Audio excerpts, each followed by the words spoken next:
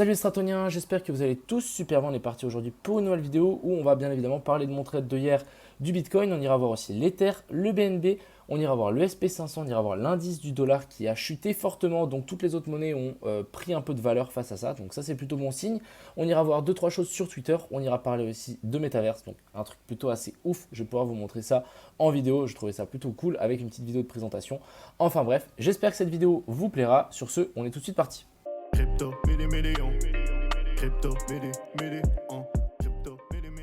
On va direct commencer la vidéo avec une petite présentation en fait de Exclusible et en fait ils vont sortir un NFT, donc une penthouse. On ira faire un petit tour dedans, vous allez voir, c'est assez un truc de malade. Bref, j'avais fait gagner donc deux whitelists ici, donc je vais vous faire passer une petite vidéo de présentation et de la présentation aussi du penthouse. Je vous retrouve juste après.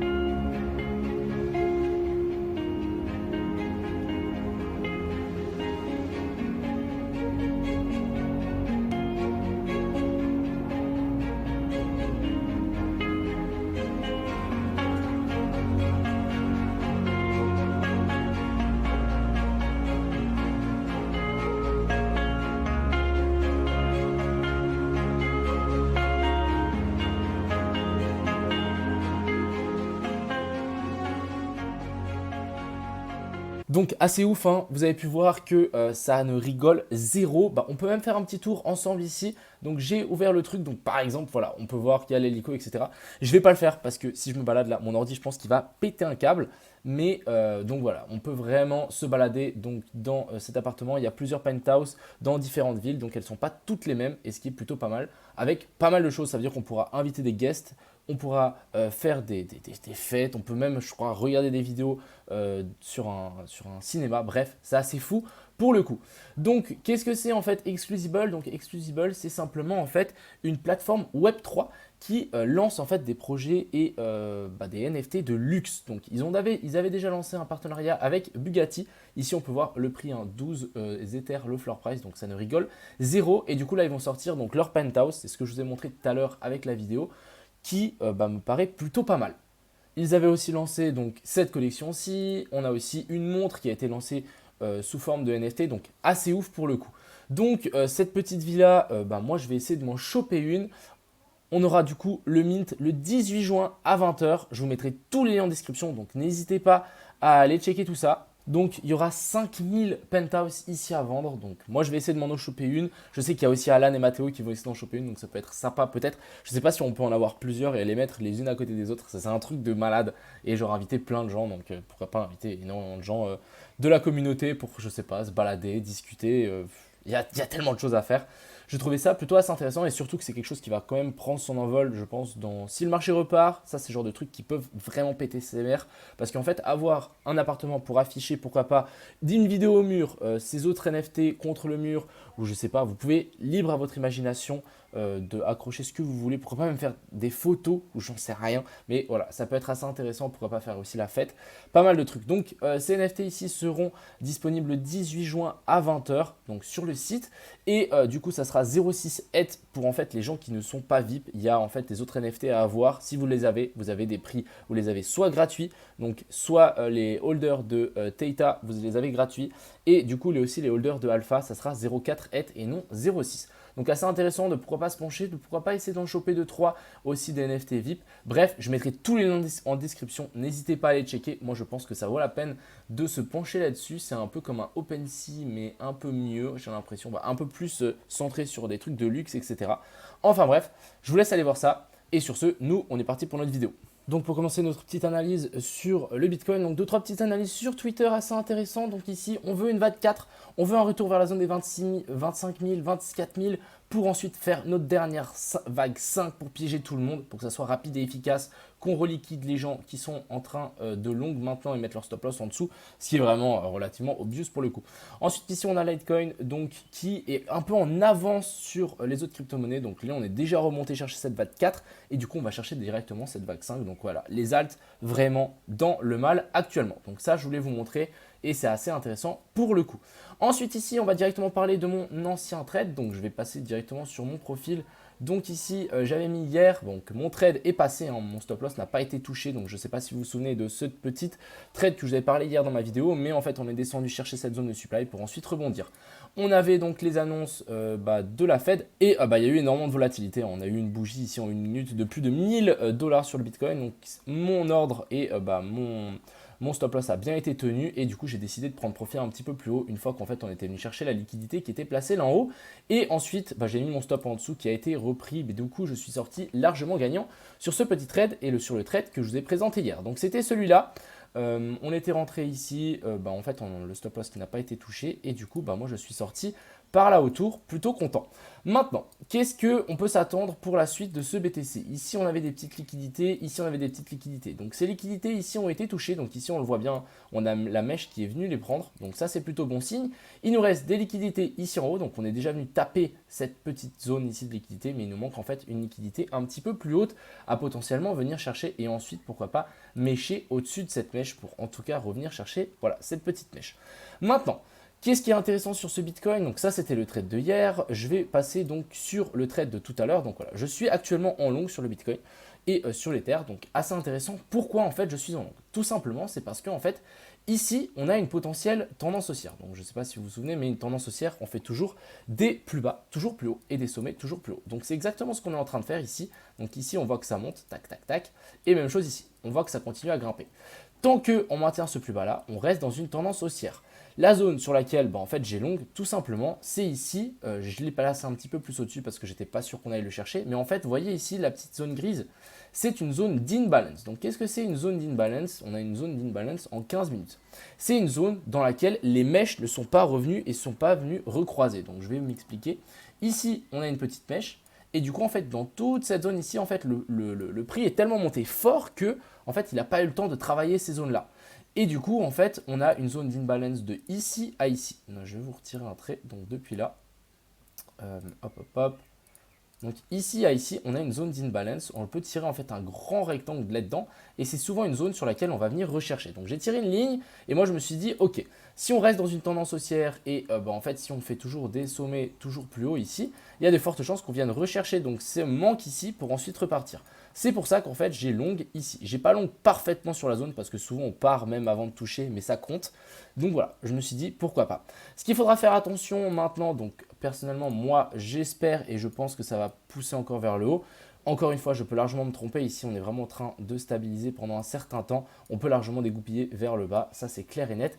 Mais je pense, et ça me manquerait, qu'on ne vienne pas en fait chercher et bust en fait les stop loss qui sont placés là en dessous avant de vouloir chuter un petit peu plus fort et en fait faire paniquer tout le monde sous la zone des 20 000. Je pense qu'il y en a plus d'un qui vont paniquer si on passe sous la zone des 20 000. Et ça serait quelque chose de plutôt bénéfique en fait pour le Bitcoin. Par contre, il ne faudra pas qu'on reste longtemps. Clairement, il ne faudra vraiment pas qu'on reste longtemps. Petit découpillage et ensuite on répète vers le haut, instant. Donc voilà un petit peu le plan pour ce Bitcoin. Je dirais encore une fois, faire attention parce qu'en fait ici on a une petite inversion de structure. Donc ici en fait on a inversé cette tendance haussière par ici ce petit inversion de structure. Donc ici on a fait un nouveau plus haut et là on a cassé ce plus bas. Donc il y a de fortes chances en fait que le Bitcoin remonte ici et qu'ensuite ça se corrige ici. Donc il faudra quand même, moi je vais prendre 2-3 profits qu'on reviendra par là pour être sûr que je remonterai mon stop pour être sûr d'être en profit et de ne pas se faire rect bêtement pour le coup. Donc voilà un petit peu qu'est-ce qu'on peut s'attendre pour ce Bitcoin. Donc ici je peux vous faire un petit dessin avec tous les détails si ça vous chante. Donc ici on a bien évidemment la zone donc de l'imbalance, c'est la zone sur laquelle il fallait qu'on vienne rechercher. On est venu la rechercher, donc ça c'est bon. On avait ici une petite inversion de structure. Je ne vais pas mettre les trucs, mais voilà, vous avez compris. Ici, on a une petite inversion de structure qui pourrait en fait nous inverser tout ce marché. Après, c'est encore une question de proportion. Est-ce qu'une petite inversion de structure ici va nous inverser en fait toute cette tendance haussière qui est en train d'être construite?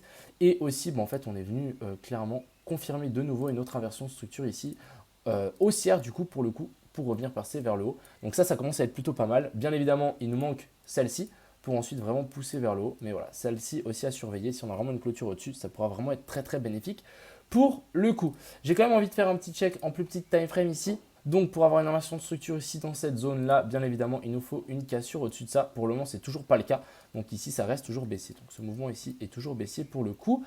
Après ici, c'est plutôt pas mal. On est toujours en fait dans cette tendance haussière ici. Et on fait toujours des plus bas, toujours plus haut et des sommets toujours plus haut. Donc une cassure et une clôture en dessous de là inversera tout ça. Ici, on peut le voir qu'on est venu chercher encore une fois la petite zone d'imbalance qui était placée ici. Donc voilà, je vais vous montrer. Voilà.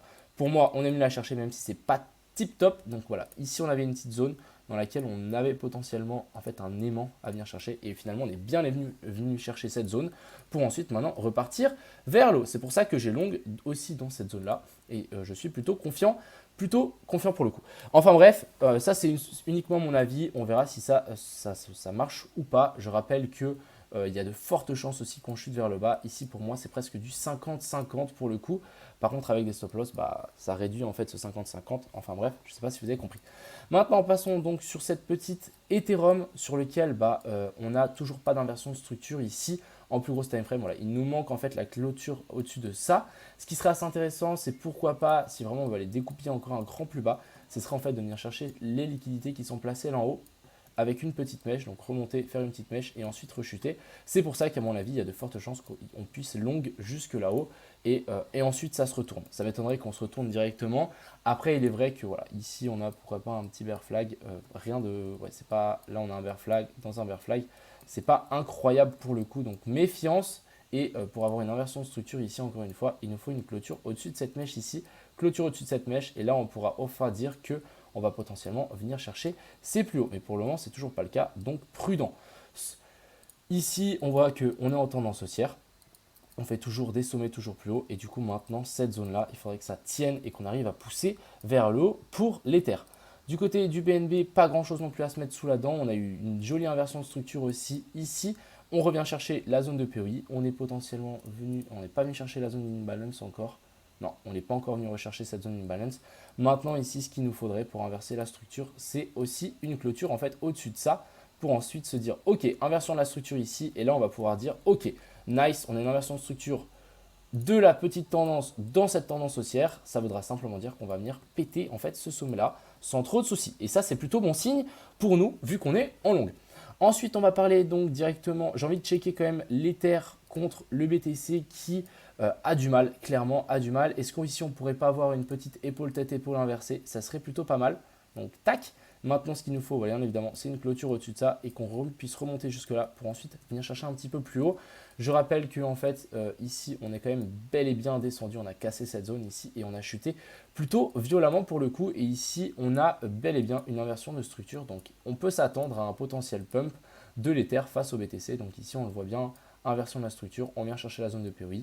Et du coup, techniquement, on devrait pousser vers le nord. Plutôt encourageant pour le coup. Ensuite ici, je veux parler du SP500 qui a continué à chuter ici, rien d'étonnant. Après l'ouverture ici qu'on a eu, ça dump violemment. Ici, on a l'indice du dollar. Donc hier, je me suis trompé, j'ai dit DYDX. Donc je vais sans doute me retromper dans les autres vidéos. Je m'excuse, mais c'est le DXY, c'est l'indice du dollar. Donc ici, il a chuté. Qu'est-ce qui se passe si ça chute? Directement, les autres monnaies reprennent de la valeur. Qu'est-ce qui s'est passé? Donc on a l'euro qui a repris énormément de valeur. Et ça voudra dire aussi qu'il y a beaucoup plus de chances pour que nos cryptos prennent aussi plus de valeur face au dollar, donc que ça pump, et ça c'est plutôt bon signe pour la suite. Et ici on va analyser quand même 2-3 petites altes ensemble, donc on va commencer ici par Atom, toujours pas d'inversion de structure, donc ça reste baissier, tant qu'on n'a pas de clôture au-dessus de ce top-ci, ça reste clairement baissier. Ici on fait toujours, donc on est vraiment dans une petite tendance haussière, mais on n'a toujours pas invalidé cette grosse tendance baissière, donc ici il y a toujours moyen que ça drop plus bas sans trop de soucis. Ici on a du coup le GMT, même chose que le Atom, toujours donc dans cette petite tendance haussière ici qui est en train d'être formée, mais ça ne suffira pas tant qu'on n'a pas de clôture en fait au-dessus ici de la zone des 0,766. Et encore une fois, je rappelle, prudence sur les altes parce qu'en fait on peut encore largement décrocher un coup plus bas et pour le moment ici ça n'est toujours pas de bottom. Ça me fait penser un peu à ce qu'on a fait là.